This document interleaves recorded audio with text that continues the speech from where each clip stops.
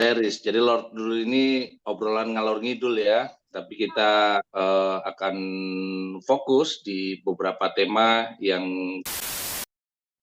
Bismillahirrahmanirrahim. Assalamualaikum warahmatullahi wabarakatuh.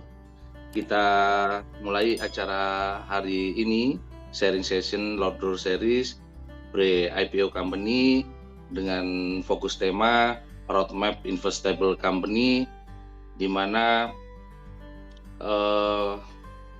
topik ini topik langka.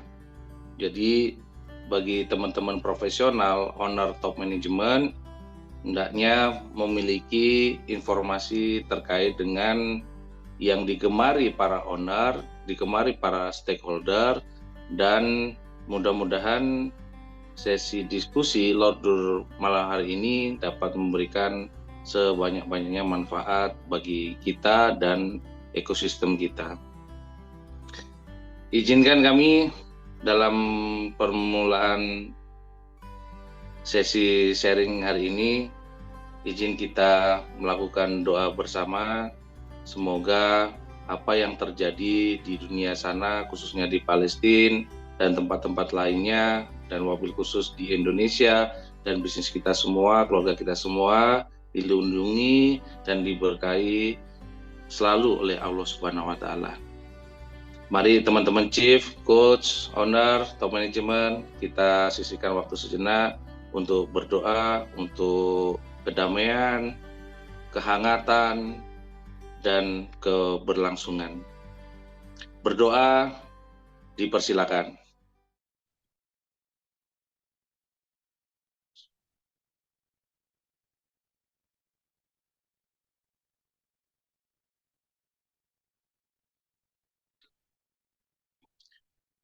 Dapat diakhiri. Terima kasih atas waktunya. Untuk sejenak kita berdoa pada saudara-saudara kita yang di Palestina dan di seluruh dunia dimanapun berada. Baik Bapak Ibu sekalian, Chief yang saya sangat hormati, kagumi dan banggakan, malam ini seperti apa sih khususnya di Indonesia terkait dengan kondisi perusahaan-perusahaan atau kondisi bisnis pasca COVID-19. Menariknya, masa yang paling sulit sudah kita lewati. Masa yang paling serba tidak menentu, serba penuh ketidakpastian, serba menjadi turbulensi atau bahkan disorientasi hampir seluruh bisnis di dunia, bahkan di Indonesia, maka hanya yang optimisme lah yang saat ini kita, seperti malam ini kita berada, kita sangat bersyukur, banyak-banyakin bersyukur kita menjadi orang-orang yang terseleksi sehingga kita bisa menggapai atau melanjutkan mimpi-mimpi kita, mewujudkan mimpi-mimpi kita dengan secara seksama. Tentu ada yang melewatinya dengan cepat, ada yang masih merangkak, ada yang masih penuh keharuan, istiqomah gitu. Nah, kita malam ini kita kumpulkan energi-energi baik, belajar dari orang-orang baik, pengusaha-pengusaha baik, leader-leader yang baik, bahkan. Jadi RMIC tadi ya, Roadmap Investable Company. Jadi kita akan mengulang-ulangi common word dari Roadmap Investable Company. 99% survei kami itu perusahaan di Indonesia dan di dunia jarang sekali memiliki roadmap investable company.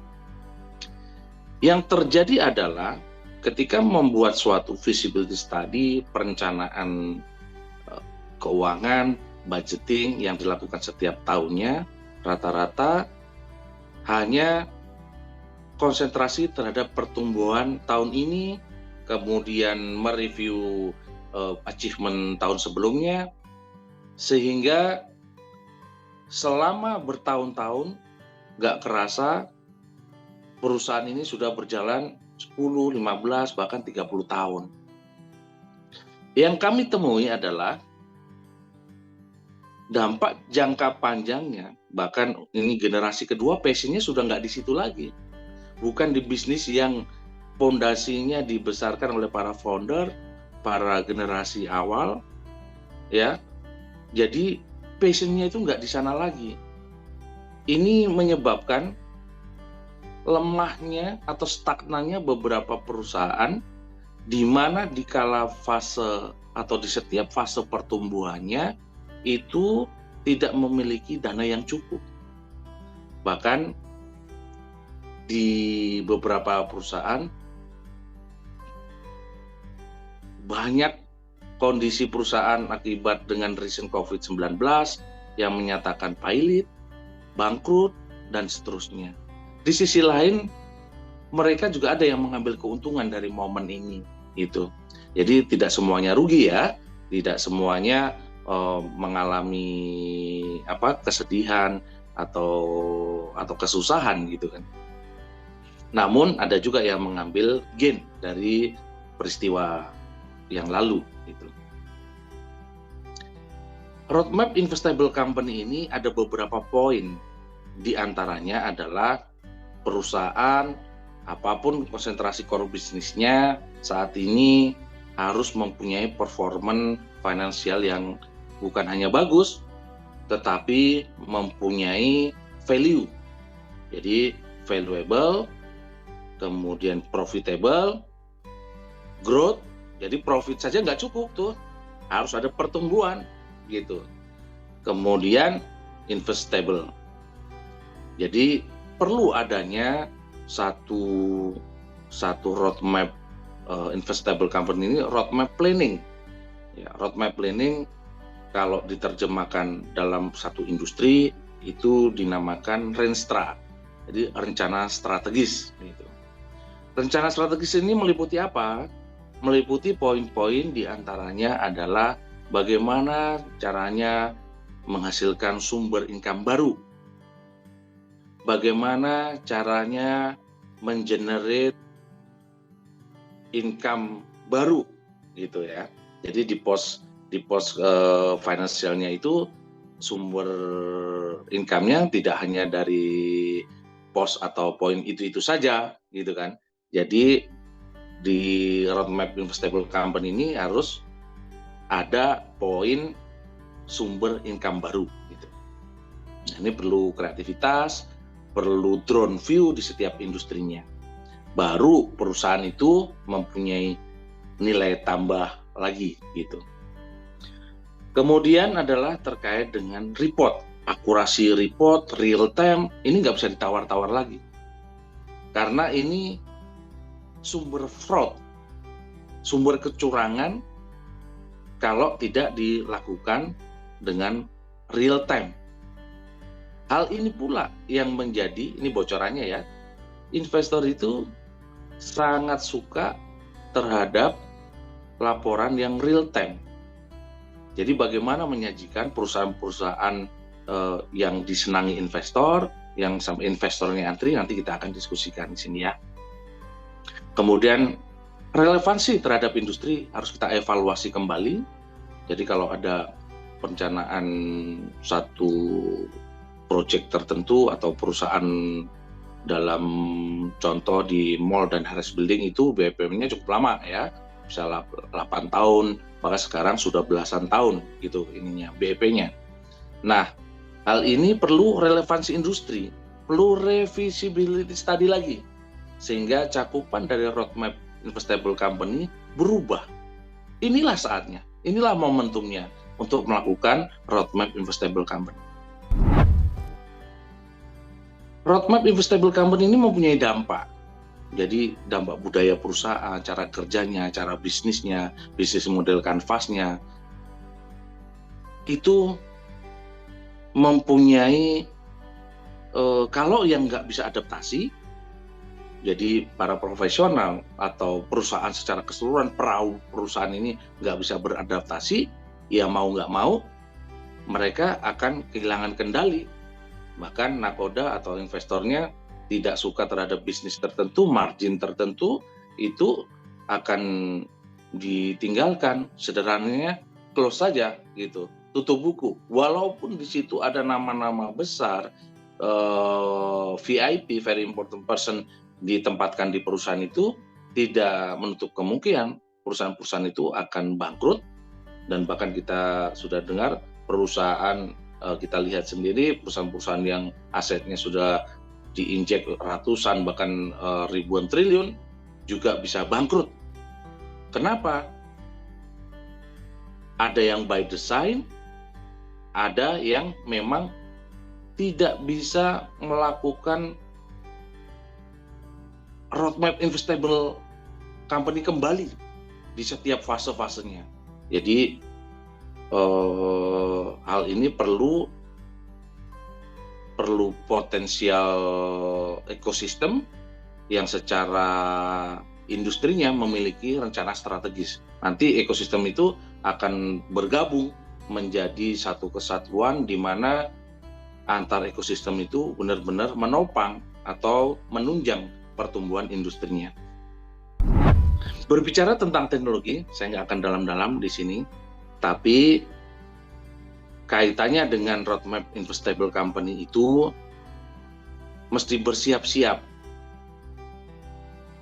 Digital marketing bukan kewajiban keharusan lagi, tetapi satu hal yang sudah menjadi pakemnya atau formulanya.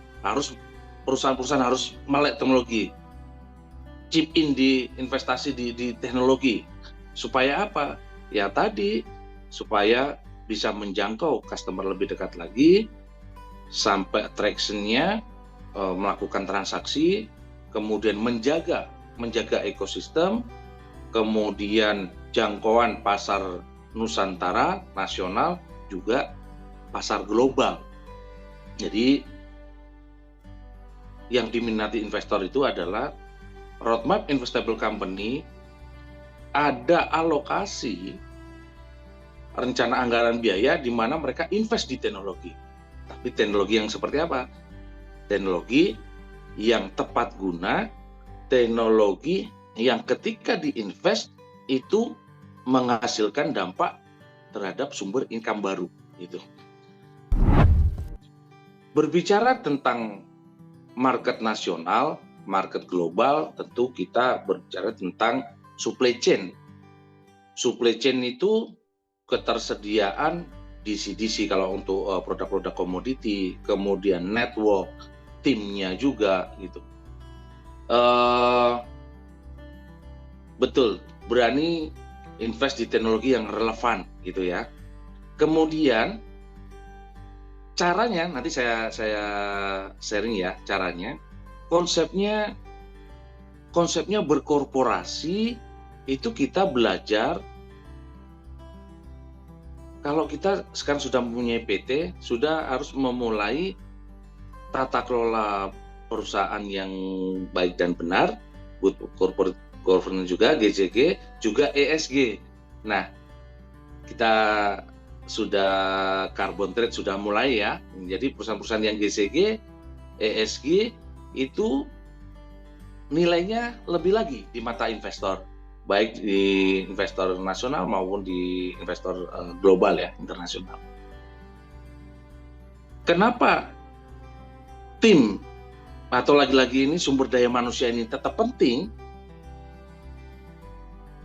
Selain teknologi terapan yang relevan tadi, kita tetap perlu mengupgrade tim kita. Tim kita ini semakin pintar juga bisa menjadi potensi mereka menggerogoti company kalau terlalu pintar ya, gitu kan. Kemudian bagaimana cara perusahaan menghandle atau menggandeng para talent-talent terbaik ini menjadi satu korporasi di mana implementasinya adalah nanti mempersiapkan PT-PT baru, ternak PT nih. Ini kaitannya dengan roadmap IPO nih ya. Mana perusahaan-perusahaan yang mempunyai potensi untuk di scale up, potensi untuk di IPO kan lebih dulu, memperoleh pendanaan yang lebih cepat, gitu kan. Sambil nanti saya sharing juga, sebelum IPO, sumber-sumber pendanaan saat ini untuk perusahaan-perusahaan baik itu dana urgent maupun dana pengembangan itu masih banyak sekali gitu. Namun ini jarang diketahui ya. Tapi malam ini saya akan sharingkan tentang sebelum IPO, kita konteksnya ngomongin pre-IPO, sumber-sumber dana pre-IPO itu banyak sekali sumbernya. Dan nilainya cukup besar. Dan yang menariknya, ini bukan berbasis aset ya, berbasis kolateral gitu, seperti yang dilakukan oleh lembaga keuangan. Pasca COVID-19, efektivitas kerja di rumah dan di kantor, di office, itu menjadi pertaruhan. Jadi para owner, top management, HR, human capital development melakukan riset yang sangat luar biasa. Bagaimana sebelum kondisi transformasi ini, perusahaan bisa berjalan, menghasilkan revenue, dan kinerja para karyawannya berjalan dengan baik sesuai industrinya nih. Ini sangat luar biasa. Ada anomali-anomali di mana pada saat dan transformasi ini terseleksi dengan sendirinya pos-pos mana, divisi-divisi mana yang memang kehadirannya di perusahaan itu secara offline atau kehadiran fisik sangat diperlukan apa tidak. Sehingga bermuncullah startup baru yang memberikan solusi-solusi seperti HR management, kemudian sales and reporting, digital marketing. Itu mereka menawarkan solusi-solusi. Jadi tidak harus membuat divisi sendiri.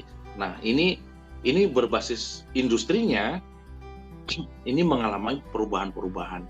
Ini juga bisa disikapi kalau perusahaan sudah bisa melakukan efisiensi 2-5% per tahun, itu udah top banget ya. Artinya kinerjanya luar biasa gitu kan ininya. Nah, ini juga para profesional mesti jeli dalam menempatkan diri dan posisi-posisi strategis corporate action-nya, langkah-langkahnya kaitannya dengan solusi pendanaan jangka pendek dan solusi dana pengembangan itu bisa terpenuhi. Jadi semuanya dievaluasi masing-masing divisi. Nah, kami di komunitas Hypipo, Himpunan Pengusaha Roadmap Mobil ini mengenalkan dua tahapan. Yang pertama adalah strategic planning engineering, di mana keuntungannya itu adalah mereview standing position company kita itu sekarang ini berada di mana, di market share di industrinya masing-masing itu ada di mana, bagaimana evaluasi setiap divisinya itu, kemudian bagaimana dalam tahapan strategic planning engineering ini perusahaan mempunyai sumber income baru. Kalau nadi perusahaan, cash flow perusahaan ada, kemudian bertambah terus-menerus, maka perusahaan akan bergairah lagi. Owner top management akan mempunyai energi untuk melakukan inovasi, untuk membicarakan hal-hal strategis, untuk melakukan pengembangan, untuk berdiskusi, untuk mengembangkan perusahaan ini lebih baik lagi. Berikutnya adalah setelah di strategic planning engineering tadi, kita melakukan langkah yang berikutnya adalah yang kami sebut capital mechanism. Capital mechanism ini apa? Capital mechanism ini adalah fokus di upaya-upaya penyediaan dana di setiap pertumbuhannya. Jadi di capital mechanism ini, setelah melakukan roadmap investable company, kemudian dilakukan strategic planning engineering, di setiap pertumbuhannya kami menyediakan layanan yaitu capital mechanism menjadi satu kesatuan dengan strategic planning engineering ini.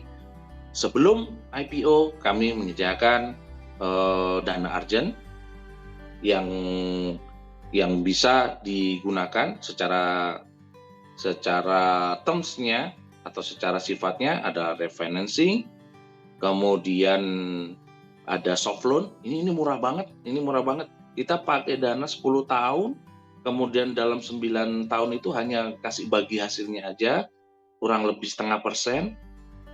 Kemudian yang menariknya lagi, bonusnya adalah nggak pakai kolateral. Nah, ini menarik ya. Jadi teman-teman yang mempunyai perusahaan atau kebutuhan dana minimum 20 juta US atau sekitar 300 miliar lebih saat ini bisa menggunakan fasilitas ini gitu. Kemudian tadi ada refinancing, kemudian ada soft loan, selanjutnya ada private equity. Jadi teman-teman nggak kesusahan untuk terhadap dana-dana besar, nggak usah takut gitu kan. Itu bisa sampai $1 miliar, sekitar 15 triliun untuk kondisi ada salah satu perusahaan yang sekarang kami kerjakan, roadmap investable company-nya itu di PE-nya diproses di $1 miliar gitu. Kemudian baru kita ngomongin IPO nih, gitu kan. Next, kenapa sebelum IPO itu kita harus berada dalam ekosistem tumbuhnya perusahaan itu menjadi kita saling menumbuhkan dalam rencana strategis itu. Kalau kita menyebut ada beberapa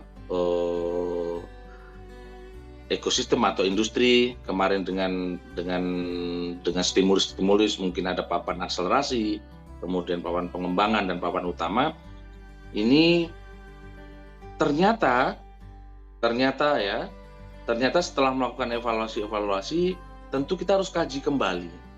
Kalau bisa mendapatkan dana IPO di kondisi fase pre-IPO lebih besar, misalkan 100 miliar, 200 miliar, 300 miliar di kondisi perusahaan sebelum IPO, kenapa tidak dilakukan? Sehingga kita betul-betul perusahaannya, roadmap investable company ini matang sekali untuk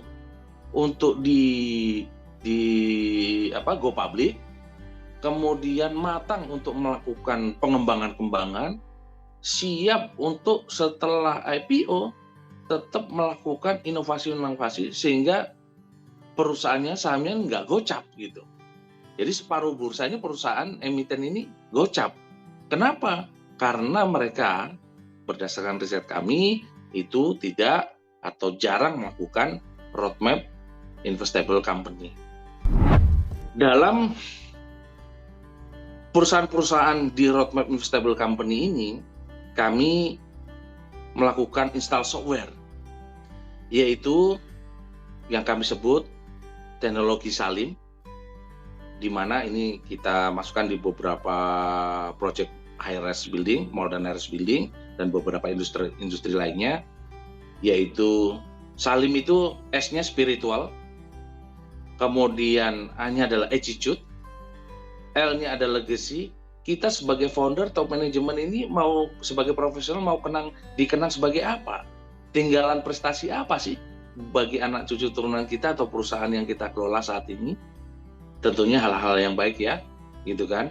Perusahaan yang melakukan pertumbuhan, inovasi, memberi keberkahan, memberi kemanfaatan, kemaslahatan bagi banyak orang. Jangan sampai mempertahankan perusahaan gara-gara kasihan sama karyawan. Ini banyak yang dilakukan untuk kasihan karyawan saya, ini segala macamnya gitu kan. Tapi kalau kita gaspol rem blong copot spion, semangat tapi yang terukur, smart spirit gitu kan, dengan konteks dari para founder mengedepankan Salim ini, spiritual, attitude, legacy, integrity, dan maturity, insya Allah semua stakeholder, tim kita akan bekerja semaksimal mungkin akan bekerja seoptimal mungkin untuk mewujudkan goal atau dream dari ekosistem atau perusahaan yang kita kelola. Harapannya seperti itu. Jadi di rangkaian roadmap investable company ini kita install software Salim untuk peningkatan atau bekal di karyawan yang itu adalah sebagai aset kita nilai di human capital gitu. Saya sampaikan tadi, ini udah menjelang sesi akhir, jadi siap-siap teman-teman yang bertanya atau mau mengomentari silakan di sesi diskusi Lord Dul atau ngobrolan ngalor ngidul series pre-IPO company dengan strategic planning engineering dan capital mechanism serta yang ditunggu-tunggu. Ini kemarin kita dalam bulan ini sudah landing sebesar 23 miliar dalam waktu yang tidak terlalu lama, itu di industri properti dan termsnya adalah di private equity gitu. Jadi mereka chip in di perusahaan, kemudian ini luar biasa anak-anak muda, developer yang sangat potensial, antusias, maka investornya senang. Jadi prosesnya tidak lama gitu. Kembali penekanannya, apakah IPO adalah tujuan akhir? Di ekosistem kami, di riset kami menyampaikan bahwasannya IPO bukan tujuan akhir. IPO itu baru langkah fase di mana kita membangun pertumbuhan modal. Jadi banyak sumber-sumber dana sebelum IPO. Ayo IPO dinilai atau numbers yang memang benar-benar mantap, memang benar-benar siap, memang benar-benar layak diperjuangkan gitu. Jangan ngasal-asal IPO. Nah, mudah-mudahan dalam waktu dekat ini kita punya buku putih. Ini lagi disusun bersama tim. Buku putih ini sebagai fundamental guideline buat kurang lebih harapannya 1000 pre-IPO company di seluruh Indonesia, dan sebanyak-banyaknya karena semangatnya kita tularkan semangat IPO dari pusat kota sampai pelosok desa. Next, kata kolaborasi, ekosistem, ini tentunya berkaitan dengan yuk ngopi dengan orang yang tepat, di saat yang tepat, sehingga produktivitas kita benar-benar positif. Insya Allah solusi-solusi mudah didapat dengan ekosistem yang benar-benar tepat.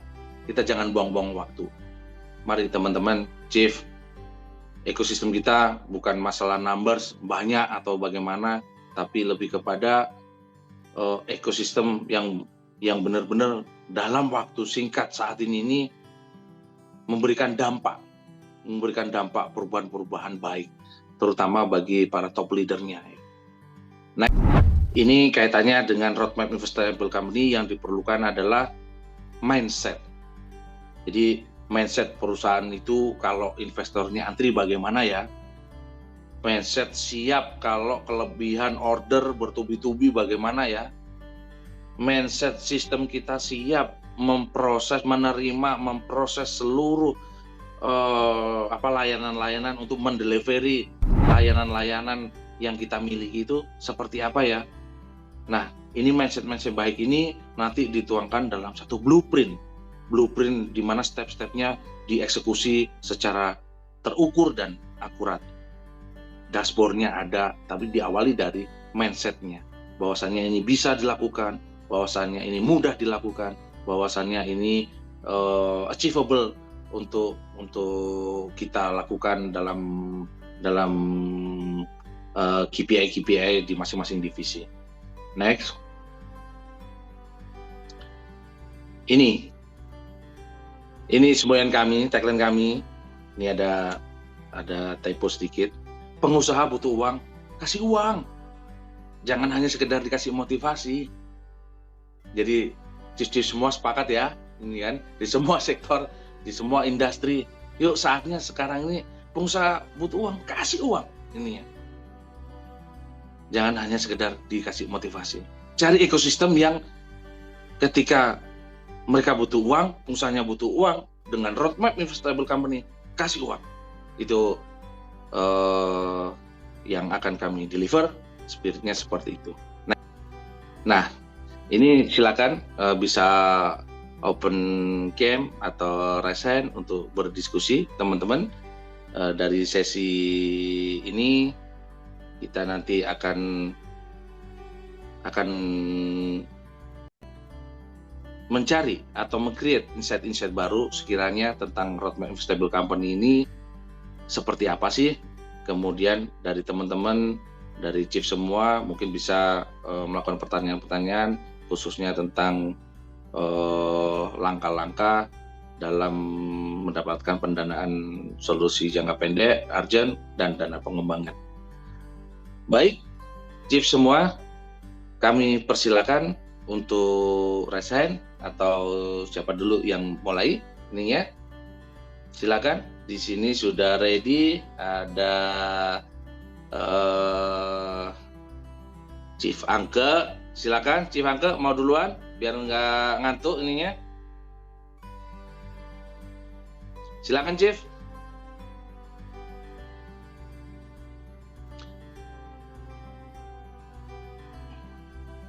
Chief Rudi, Chief Amir, Chief Asa, silakan. Chief Taufan, apa kabar? Sehat selalu, Chief. Ini Oke, Pak Fajar. Ya, saya siap. Silakan, nanti Chief Andi juga ya. Chief Andi, Chief Herdi, silakan bergantian. Silakan. Oke, selamat malam semuanya teman-teman di kesempatan malam hari ini. Salam kenal dari Angke di Cibubur. Iya, tadi menarik paparannya Mas Fajar, Chief Fajar tadi. Ada beberapa poin yang cukup menarik, yaitu yang pertama mengenai soal kalau bisa perusahaan dibenahi dulu baru kemudian IPO. Kemudian IPO mekanismenya juga ada strateginya, kemudian ada persiapan strategi, ada persiapan pendanaan, dan tentunya IPO bukan merupakan jalan terakhir, tapi adalah jalan pembuka untuk kita bisa menjadi perusahaan lebih transparan, lebih good corporate governance, lebih bisa bertanggung jawab, terutama dalam reporting kepada para stakeholder, dan lain sebagainya. Itulah kenapa juga banyak perusahaan yang tidak go publik, karena mereka tidak siap dengan konsekuensi IPO, di mana mereka biasanya tidak atau kurang peduli dengan good corporate governance. Pemiliknya seenaknya bisa ambil duit dari laji perusahaan. Kalau sudah IPO tidak bisa lagi. Kemudian juga organisasi tidak bisa semena-mena, tidak bisa bayar upah yang tidak UMP, kemudian tidak bisa kalau tidak ada kontrak pekerjaan yang baik, yang prudence, yang sesuai dengan peraturan perundangan, tidak bisa lagi melanggar hukum dan lain sebagainya. Jadi sebenarnya IPO itu harusnya menjadi semangat kita bersama untuk memperbaiki perusahaan kita masing-masing. Jadi IPO itu bukan untuk bayar utang, bukan untuk nutup utang yang selama ini tidak tercover, utang bank yang sudah sepanjang masa nggak bisa lunas, bukan untuk exit para founders dan meninggalkan perusahaan sampah yang kemudian dipungut oleh masyarakat, bukan seperti itu. Tapi IPO harusnya IPO jalan lurus, jalan yang istiqomah, yaitu memang benar-benar niatan kita untuk menjadi tadi, poinnya Pak Fajar bagus, legacy. Legacy itu artinya warisan yang melebihi umur kita. Nah, itu kalau dalam bahasa Inggris legacy itu warisan yang melebihi umur kita. Nah, jadi kalau legasinya cuma 1-2 tahun kemudian mati, ya kita belum mati tapi perusahaannya udah mati, itu namanya bukan legacy gitu ya. Kalau legacy itu adalah perusahaannya hidup bertahun-tahun kemudian setelah kita mati, namanya legacy. Makanya IPO itu adalah sarana kita untuk untuk menciptakan legacy, untuk meninggalkan nama baik berupa perusahaan yang baik seperti misalkan Danone. Danone sekarang memang go private, tapi di luaran kan dia go public misalkan. Kemudian ya merek-merek seperti Coca-Cola, seperti Nike, seperti McDonald, seperti di sini ada Astra International, ada BCA dan lain sebagainya. Itu adalah contoh legacy di mana perusahaan itu bisa everlasting lebih dari usia para foundersnya. Dan kalau semangat kita sebagai orang Muslim adalah ketika perusahaan itu tetap istiqomah di jalan yang lurus dan bisa menciptakan value creation buat seluruh orang, terutama bangsa dan negara, maka selama itu pula yang namanya amal jariah itu juga akan mengalir deras pasca kita meninggalkan dari dunia ini. Jadi saya setuju dengan kata saktinya dari Om Fajar, yaitu IPO garis lurus. Terima kasih. Baik, terima kasih Chief Angke yang kita kenal juga sebagai Kiai Marketing. Ini banyak mewarnai dan mengkolaborasi bisnis-bisnis hub dari chief semua nih, para foundernya ya. Kemudian ini nanti Chief Amir akan juga silakan komennya terkait nanti membalance ya. Beliau banyak bergerak di bidang wakaf produktif. Nanti harapannya perusahaan-perusahaan yang mau IPO itu dimudahkan dengan niatan-niatan dan kondisi tentang wakaf produktif ya. Nanti industrinya seperti apa, nanti beliau akan sharing nih. Silakan sebelumnya Chief Andi, silakan terhadap sesi sharing malam ini, kira-kira ada insight apa yang bisa disampaikan. Silakan Chief Andi. Siap, terima kasih Chief Fajar. Ya, menarik sekali mengikuti bahasannya Chief Fajar ya, dari awal sampai akhir. Menurut saya kalau istilah teman-teman kekinian itu bilangnya isinya daging semua. Ya. Sangat padat, ya, sangat padat, dan sepanjang saya mengikuti alurnya, saya pikir sangat selaras juga dengan yang sempat saya pahami sedikit-sedikit terkait dengan alur, bahwa ada yang namanya market mechanism dan ada yang namanya capital mechanism. Ya. Nah, tapi capital mechanism ini bisa kita leverage, bisa kita gunakan sekencang-kencangnya ketika core-nya market mekanismenya sendiri sudah berjalan dengan baik, ya, sudah no issue lagi di market mechanism yang tadi di awal disampaikan sama Coach Fajar mengenai pembenahan secara teknikal di perusahaan supaya dia siap dilambungkan melalui mekanisme kapital. Ya, saya pikir itu komentar saya sangat setuju gitu ya. Sangat menarik dan terus menantikan nih yang tadi disampaikan buku putihnya. Kalau boleh saya order yang pertama. Terima kasih Coach. Baik, luar biasa nih Chief Andi nih.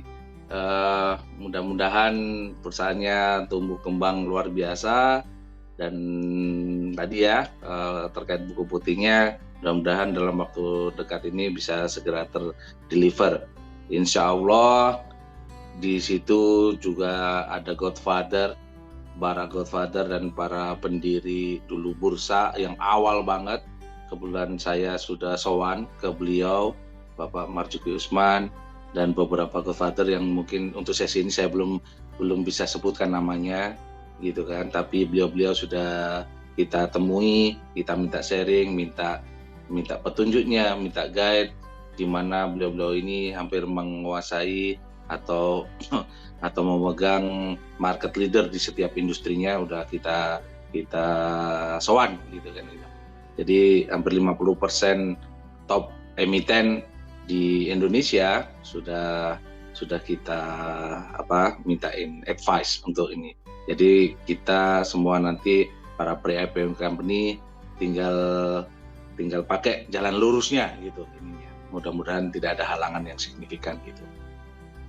Baik, berikutnya mungkin ini ada Chief Herdianto, mungkin bisa kasih insight-nya.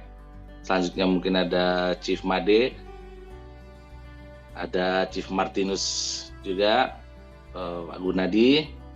Silakan Chief Herdianto, siap? Mungkin masih di jalan ya. Ini tadi. Chief Martinus, monitor. Ya Pak Fajar, sangat Ya, bagus. silakan. Ya Pak. Pak, saya ada 2 pertanyaan mengenai poin yang tadi disampaikan. Mengenai kolaborasi tadi, kira-kira apa gambaran kolaborasi untuk di dalam ekosistem yang tadi disampaikan, 1. Dan 2, tadi disebutkan jika para pebisnis perlu uang, diberikan uang, bukan diberikan motivasi, itu kira-kira pasti ada presidennya atau ada ininya.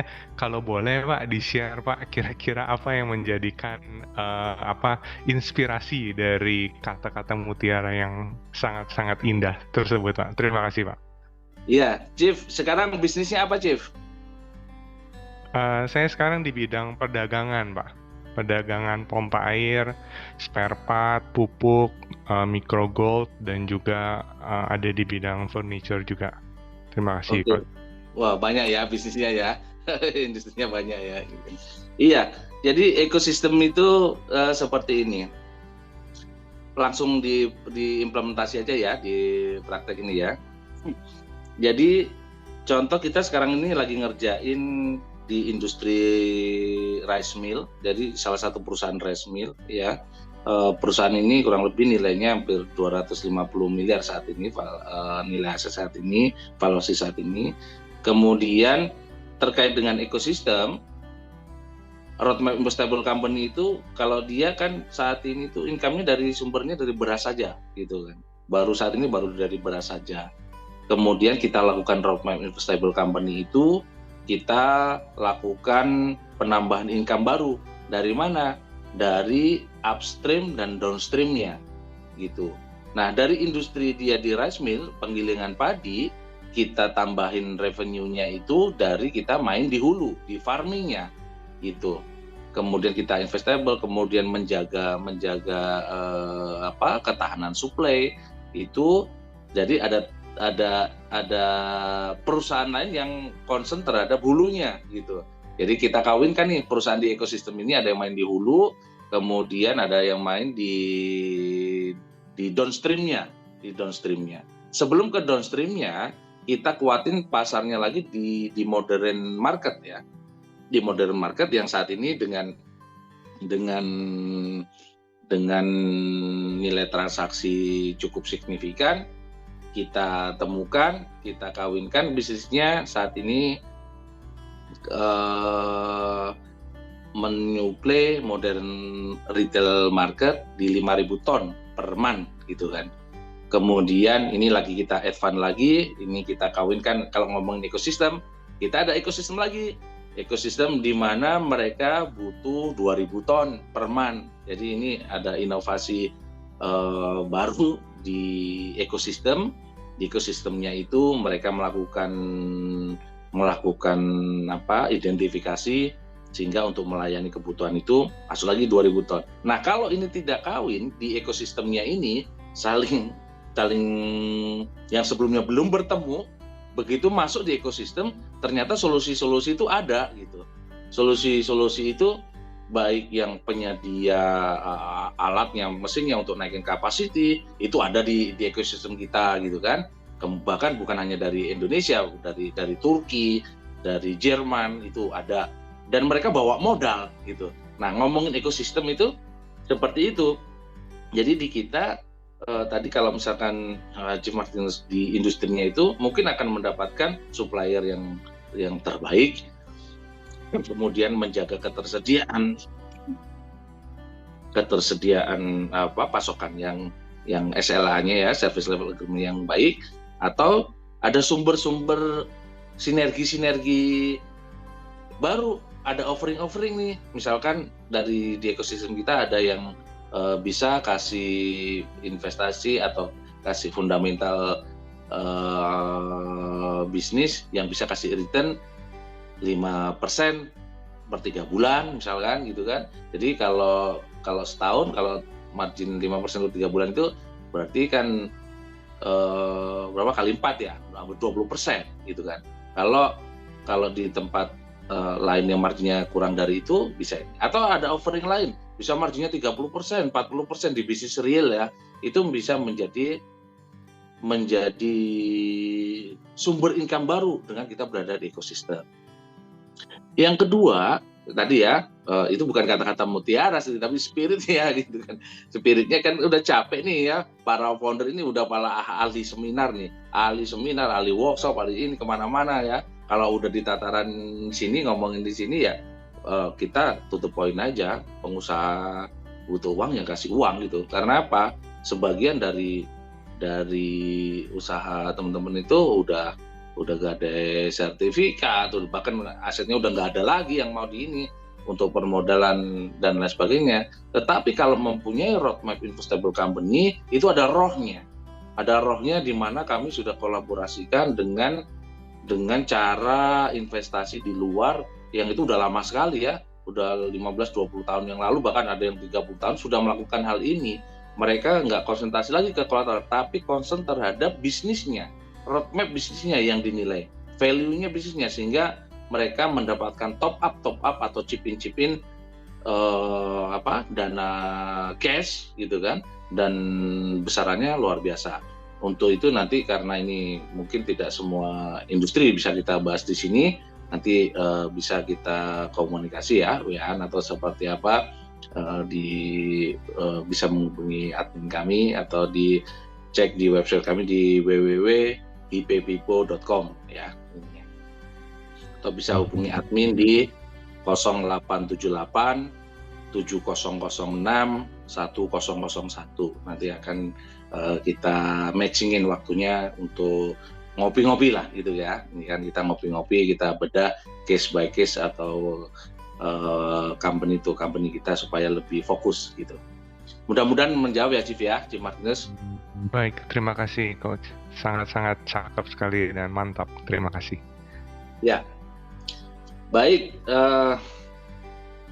Silakan Chief Rudy. Nah, ini tadi saya dapat informasi yang cukup keren nih. 1T ya Chief ya. Nanti akan kita bahas itu, bos-bos besar udah pada mendapatkan informasinya tuh. Coba nanti kita dalamin lagi informasinya, kita due diligence, mudah-mudahan rezeki ya gitu ya Chief Rudy ya. Chief Rudy monitor.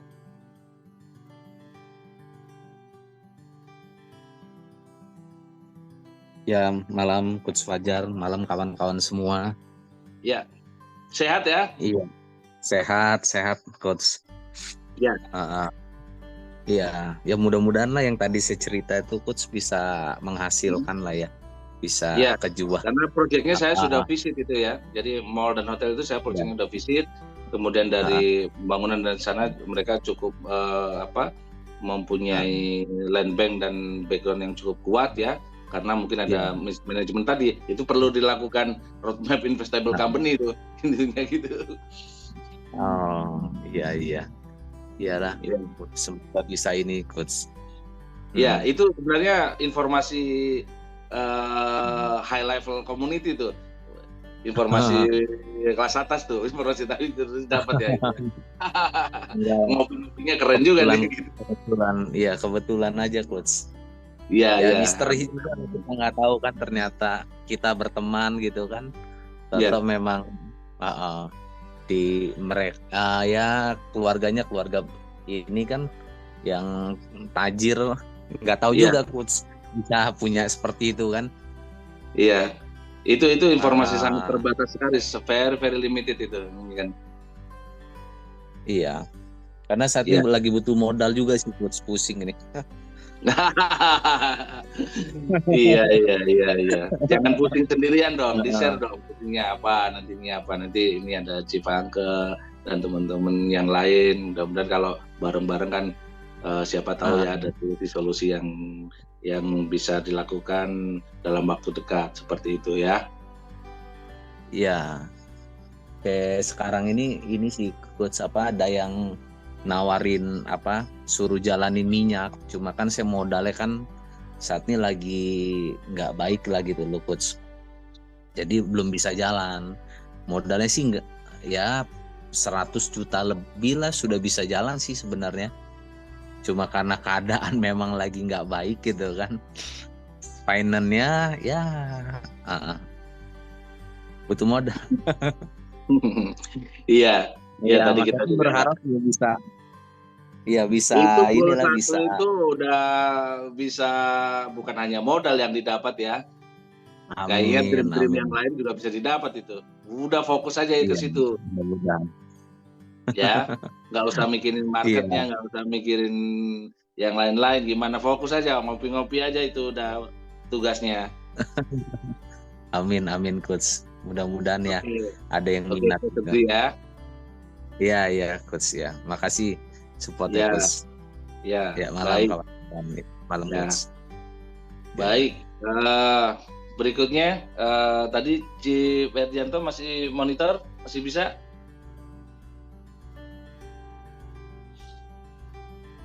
Chief Uman, apa kabar? Ini profesional di properti dan dunia goib nih. Wah, ini kerisnya luar biasa. Itu sayang bisa nggak dijadikan aset tuh ini ya.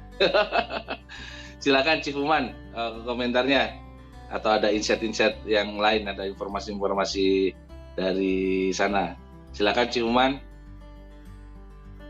Belum Pak, ini masih di perjalanan nih. Di perjalanan, oke. Ya, lanjut ya, kita sedikit lagi ininya kan. Silakan Pak Made. Terima kasih Mas Fajar. Siap. Rekan-rekan peserta diskusi ini, kalau saya open kamera nih, udah selesai makan. Tapi mantap nih. Iya. Sehat nih Pak. Sehat. Ya. Kalau saya cermati dari tata bahasanya, rupanya teman-teman peserta ini sudah sangat familiar satu dengan yang lainnya. Jadi saya peserta baru nih, baru. Namanya ini Lord Dul, Pak. Ngomongin Lord Dul, Pak. Saya baru pertama kali. Betul. Ya. Ada dua kondisi atau dua statement yang perlu Mas Fajar mungkin jelaskan. Gini, jargon Mas Fajar, pengusaha perlu duit, kasih duit. Oke, itu satu kutub sendiri. Saya setuju. Nah, di satu sisi banyak dari teman-teman lagi pusing mikirin modal gitu. Nah, termasuk saya. Nah, kami ini kan dengan Mas Herdianto, Mas Fajar tahu bahwa kami sedang ngembangin di agribisnis. Nah, saya di agri pangan, dan saat ini tadi pun kami meeting dengan Mas Herdianto untuk scale up yang budidaya peternakan lele, karena pasarnya sangat terbuka. Nah, dua kutub itu mohon penjelasan, kira-kira secara umum syarat-syarat apa dari suatu perusahaan yang layak diberikan pendanaan sebelum IPO, Mas Fajar. Mungkin syarat-syaratnya apa sih? Biar kita juga bisa preparation sebelum diskusi lebih detail lagi tentang syarat-syarat selanjutnya. Kira-kira itu, Mas Fajar. Monggo. Baik, terima kasih Pak Made. Chief Made, kita biasanya di komunitas ini kita panggilnya Chief ya. Semua Chief di sini gitu. Biar ada identitas yang berbeda gitu kan ini. Baik. Jadi pengusaha butuh duit, kasih duit gitu kan. Ini ya bukan hanya jargon yang ini ya. Saat ini udah kita implementasikan gitu. Kemarin kita kalau sudah landing itu biasanya kita berikan contoh seperti di JW Marriott gitu kan, kita sound rame-rame biar nggak hoax gitu kan. Itu kita ada di industri pendidikan, itu kita landingkan tanpa kolateral. Kemudian ini lagi proses juga bersenilai 49 juta US. kemudian yang tadi ya ada di rice mill, yang di roadmap investable company itu memang nanti bertalian nih dengan yang pernah kita diskusikan. Jadi ciri-cirinya, atau kalau hal yang bukan umum ya, tapi ini menjadi yang harus disiapkan. Dan rata-rata perusahaan itu walaupun omsetnya sudah ratusan miliar per tahun, itu rata-rata tidak siap akan hal ini gitu. Yang pertama adalah masalah laporan keuangan gitu kan. Laporan keuangan internal dan audited gitu. Itu syaratnya gitu. Kemudian memiliki, karena ini udah nyangkut teknis ya, jadi saya sebutkan teknisnya. Yang kedua adalah memiliki cash flow projection 10, 15 sampai 20 tahun ininya. Jadi di situ kalau ngomongin cash flow projection berarti item-itemnya itu sudah masuk dalam rangkaian payung roadmap investable company. Mereka mempunyai RAB ketika contoh misalkan bikin manufaktur, bikin pabrik, kemudian untuk apa pabriknya? Untuk mendeliver, memproses produk-produk komoditinya. Untuk apa biayanya? Untuk biaya modal kerja. Untuk apa? Untuk pengadaan bibit, pengadaan pupuk dan lain sebagainya. Kemudian di situ nanti ada pertanyaan di RAB itu. Ketika kita injek, ini siapa yang akan melaksanakan? Nah ini penting nih untuk chief-chief semua. Mencari pengelola atau penerima manfaat yang amanah itu hari ini sangat langka banget. Kenapa? Karena kalau kita sudah mempunyai brand, identity, atau memiliki historical orang yang amanah, mampu memberikan value, mampu memberikan profitable, mampu memberikan growth, dan memiliki kemampuan untuk menerima dana besar. Jadi yang sebelumnya mungkin dananya yang diterima dari pendanaan suatu lembaga tertentu atau siapapun itu, partner atau dan lainnya, itu misalkan 10 miliar gitu kan. Begitu akan mendapatkan atau menginginkan dana 200 miliar, itu yang dilakukan apa? Kami biasanya melakukan kepada para owner dan top management itu satu rangkaian kegiatan dalam strategic planning engineering, di mana kegiatan itu untuk memantaskan diri, ya, mempersiapkan diri untuk para owner dan manajemen itu siap menerima, mengeksekusi ketika mendapatkan dana besar. Yang biasanya dilakukan oleh para pencari investor. Jadi ini nanti saya tambahin ya, goalnya adalah perusahaan kita atau di ekosistem kita itu mempunyai perusahaan-perusahaan yang investable company. Goalnya adalah investornya yang antri ke kita. Jadi kita memiliki pilihan-pilihan yang banyak sehingga amount tertentu atau yang memiliki passion atau yang sama tinggal kita milih gitu ininya. Masalahnya sekarang satu pun belum ada partner yang sesuai. Gitu kan, partner yang mempunyai 3M, minat, mau, mampu. Kenapa? Ya tadi, karena brand amanah dalam diri kita itu belum tercipta, belum ada yang ngomong. Nah ini kan kita perlu orang yang memworo-woro. Misalkan Chief Made atau ini, Chief Made itu bagus tuh bisnisnya, dengan timnya orang-orangnya yang amanah, kemudian mampu melaksanakan kegiatannya sesuai dengan promisnya, kemudian mendeliver report tepat waktu, mendeliver layanannya atau hasilnya tepat waktu. Nah itu kan menjadi satu poin atau catatan itu. Tapi tidak bisa kita ngomong misalkan oh Fajar tuh bagus tuh, Chief Ewan bagus, nggak bisa Pak. Itu harus orang lain yang ngomong. Jadi kita perlu ekosistem sinergi, saling membranding.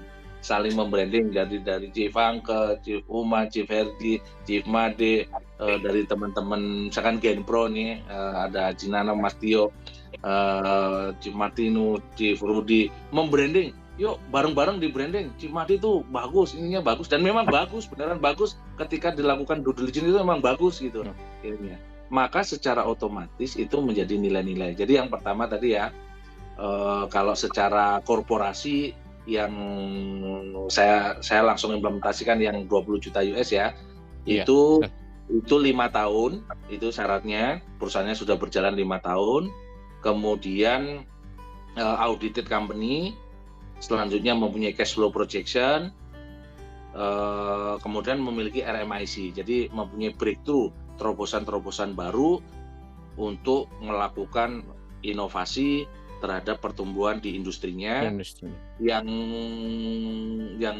Yang terakhir adalah ESG dan GZG company itunya.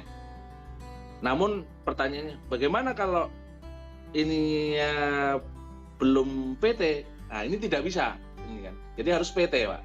Makanya teman-teman, ayo saya ajak baca undang-undang PT dan undang-undang pasar modal itu. Kemudian apakah sudah mentok kalau belum PT, belum mempunyai cash flow, belum mempunyai audit segala macam, nggak bisa mendapatkan pendanaan ini? Bisa juga, tapi harus ikut gerbong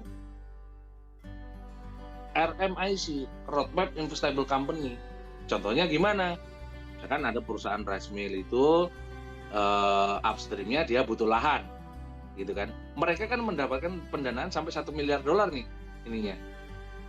Mereka akan kawin dengan komunitas, ya, kerjasama dengan komunitas, kerjasama dengan entitas tertentu dalam contohnya penyediaan lahan, kemudian penyediaan pupuk, apa segala macam yang sekiranya. Nah ini jadi nopang mereka. Jadi ikut gerbongnya yang ya. Roadmap Investable Company. Jadi begitu Chief. Mudah-mudahan izin bisa menjawab ya. Ya. Terima kasih Mas Fajar. Nah kalau dari 5 syarat itu sih, kebetulan kami ini kan gabungan dari orang-orang yang baru mendirikan usaha semua. Jadi masalah laporan keuangan audited dan apalagi 5 tahun rasanya sudah gugur duluan. Tapi 4 syarat lainnya, cash flow projection, terus manajemen operation, GCG, insya Allah kami ini itulah pekerjaan kami sehari-hari. Nah, cuma yang poin 1 itu yang susah karena kami ini kan baru semua. Kayak tadi itu begitu ada permintaan seluruh Indonesia, kita kan harus ngembangin budidaya di seluruh Indonesia. Nah, tadi sebelum ini kan undangan ini saya baru baca di jalan tadi. Tadi itu kami meetingnya adalah udah kita pakai crowdfunding dulu lah. Dari teman ke teman dulu.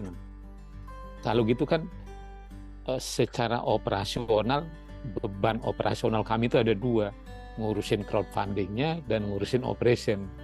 Nah, kami pada dasarnya sangat berharap Hypepo bisa menjembatani dengan satu pengecualian nih perusahaan baru nih. Tapi aspek lainnya insya Allah hakul yakin kami proven karena itu memang bidang kami semua gitu. Bidang kami semua. Nah, itu nomor 1. Yang nomor 2 adalah yang tentang rice mill gitu. Di hulu kami confirm. Nah, kami ingin dapat informasi, mohon digandengkan ke perusahaan yang bergerak di hilir nih, sehingga kami bisa ngedompleng untuk melakukan budidaya di beberapa klaster yang sudah siap. Itu kira-kira Mas Fajar. Yang pertama adalah kalau diperkenankan yang apa namanya perusahaan baru, tapi yang lain-lain confirm gitu. Terus yang kedua adalah yang rice mill gitu. Itu kira-kira Mas Fajar. Mohon pencerahannya. Siap. Saya sudah menangkap, kami sudah menangkap, dan karena itu memang sekarang lagi kita kerjakan, tentunya next step-nya kita tindak lanjutin saja. Jadi mohon disajikan nanti data yang lengkap gitu kan. lahan, kesiapan daerahnya seperti apa. Nah, kita verifikasi bersama, kita duduk dan harus ngopi nih, gitu. Ya, Ini. nanti saya Nanti kita bikin pasti timeline-nya. Mas Herdi yang akan arrange hal seperti ini. Ya, kita ngopi, kita eksekusi, ada timeline-nya, ada yang terukur. Dan ini kan kalau kita nggak di ekosistem, wah siapa nih, gitu kan? Ini siapa? Betul. Kalau nggak dikenalin lebih dulu atau nggak pernah ketemu, nggak pernah ngopi, orang pasti begitu. Tapi kalau sudah di ekosistem, karena oh ya referensinya ini ya, ini segala macam, saya rasa itu menjadi shortcut, gitu kan? Betul. Jadi shortcut untuk kita menyampaikan ide-ide, menyampaikan purpose-purpose yang lain seperti itu, gitu. Siap. Nanti kita saling follow up, Mas. Oke. Terima kasih. Silakan berikutnya ada teman-teman dari Genpro Depok mau say something. Bu Feni Liana, apa kabar Bu? Dari Genpro Depok mungkin ada yang mewakili, atau Bu Feni Liana, silakan Bu, ada yang mau ditanyakan atau mau komen, ada insight-nya? Silakan Bu Feni. Iya, sorry malam baru telat bergabung. Ya, silakan. Enggak, tadi diskusinya tentang apa? Tentang pendanaan ya? Sorry. Iya. Enggak, saya ikut nimbrung aja karena masih bangun startup ya. Jadi pengen tahu sih dunianya kayak apa, gitu aja Pak Fajar. Baik, biar nggak ketinggalan nanti ininya materinya bisa kita share ke Ibu ya, bisa menghubungi admin ya Bu ya. Oke, ya terima kasih Pak Fajar. Sama-sama. Ya, silakan dari Genpro Depok. Assalamualaikum. Waalaikumsalam, Mas Fajar. Kabar sehat ya? Sehat, apa kabar? Ya, udah lama. Jaringan Genpro ini luar biasa nih. Ya. Bisnisnya banyak Ya, banget jadi nih. Mas Fajar, Ya, alhamdulillah pertumbuhan dan perkembangan teman-teman kurasi di Depok khususnya, dan juga relasi yang berhubungan dengan beberapa UMKM serta korporasi ya. Kita udah klaster tersendiri itu sekarang kurasinya, korporasi sendiri, yang UMKM sendiri, ditambah juga ada project arrangement yang memang sekarang lagi hot juga di beberapa teman-teman korporasi seperti Katalog sama TKDN ya. Sekarang TKDN kan lagi gencar tuh di pemerintah ya. Ya. Sama beberapa pembiayaan dari luar negeri. Nah, ini mungkin nanti ada beberapa pengajuan yang sifatnya kita butuhkan Pak, karena ada yang pekerjaan proyeknya sampai multi-year sampai 2029 mulai tahun depan. Ada juga yang akhir tahun ini kita ada mendadak dapat proyek yang cukup besar, injury time, secara stok barang di prinsipal sudah siap. Kita lagi mungkin kontrak itu 1 minggu ke depan atau 2 minggu ke depan akan kontrak. Per 18 Desember selesai sampai di Indonesia. Berarti kan proses pembayaran sampai tanggal 25-28 tuh. Nah, mungkin ada beberapa opsi yang nanti bisa akan kami sampaikan Pak, portofolio on progress-nya ya. Dan juga yang ada sifatnya buat planning projection buat 2024 tuh. Forecast-nya sudah kita siapkan. TKDN-nya juga sudah kita majukan ke kementerian on proses ya. Dan juga potensi-potensi market yang karena memang kita ada usaha bisnis yang memang yang sifatnya bersinggungan dengan regulasi Pak Fajar. Jadi regulasi begini ya, kita akhirnya punya punya solusi gitu ya dari regulasi tersebut, dan itu sudah di-sharing oleh asosiasi ya, oleh forum ya dari kementerian ya. Ada beberapa yang sudah kita diskusikan dengan mereka gitu. Mungkin nanti ada beberapa opsi Pak ya, yang tadi sifatnya kurasi UMKM. Kalau UMKM nggak besar ya, ada yang mungkin budgetnya cuma sampai dari 500 sampai 5M. Kalau yang project cukup besar tuh Pak, ada yang minimal dari 2 sampai 50. Nah, itu nanti skemanya seperti apa ya, perjanjian dan juga persyaratan yang mesti kami lengkapi. Tadi sebagian sudah disampaikan. Kalau bicara bankable, kami di korporasi rata-rata perusahaan ini sudah secara laporan keuangan yang neraca laba rugi dan cash flow-nya cukup sehat ya. Walaupun ada beberapa korporasi yang COVID itu ada yang minus, tapi sekarang sudah mulai nggak minus, Pak Fajar, sudah surplus gitu. Jadi apakah bisa secara assessment oleh investor, oleh pihak itu bisa ditoleransi? Kadang-kadang kan ada yang sifatnya, oh ini harus zero tolerance nih, artinya harus betul-betul 2 tahun 3 tahun revenue-nya bagus. Nah, apakah itu bisa ditoleransi gitu ya? Atau ada beberapa kita bersifat potensi. Jadi ada beberapa bisnis yang sifatnya gini Pak Fajar, misalnya ada PT di bidang lingkungan, kebetulan ada PT ini berkembang di solusi kualitas air ya, di regulasi carbon trade ya, kualitas udara, itu regulasinya jelas tuh dari Kemen LH sama SDM misalnya kan. Karena secara regulasinya kita bisa tunjukin tuh, oh ini sudah harus dieksekusi misalnya oleh pemerintah, dan itu dampaknya harus diselesaikan oleh beberapa industri. Nah, kita punya solusinya tuh ke sana, udah masuk tuh ya. Kemudian ada lagi solusi sampah. Jadi satu perusahaan akhirnya kita menciptakan beberapa unit bisnis baru, departemen baru ya, atau mungkin PT baru gitu ya.